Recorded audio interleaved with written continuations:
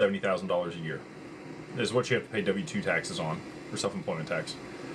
Anything else above that can be paid out as dividends out of the corporation. You need that structured in your operating agreement the right way.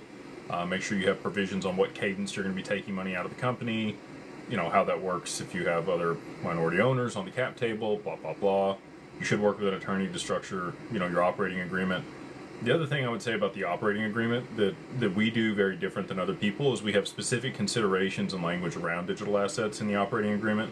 The security of it, governance around it, the legal component there in Wyoming. There's legislation that's very beneficial for digital assets. All of that's curated in the language that we have as one of the verticals that you can invest in when it comes to this LLC that manages alternative investments.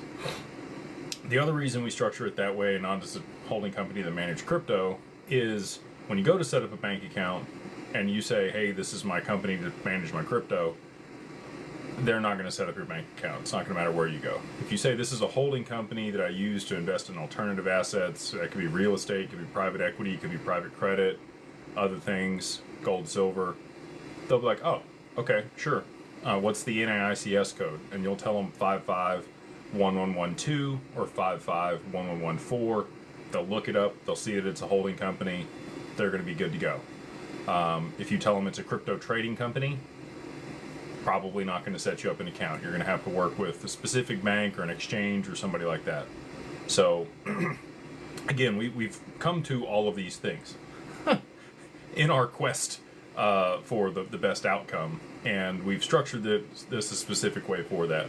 A lot of people also ask, you know, if I move my assets into the LLC, is there tax implications? And there can be if you set up a partnership. So a lot of people want their spouse on the LLC, which is completely understandable, right? There are 15 states that have a qualified joint venture, or a QJV. And if you're in one of those 15 states, you can use that exemption between you and your spouse to set up a partnership and still move the assets in there with no tax implications. If you're not in one of those states, one of the spouses is going to set up a single member LLC. This is a disregarded entity, and they are going to use the assets as a capital contribution to start the business.